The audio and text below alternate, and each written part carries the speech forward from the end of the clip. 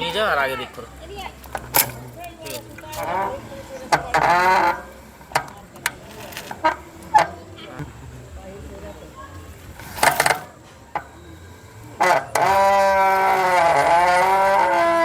এদিক করে আস্তে আস্তে হালকা।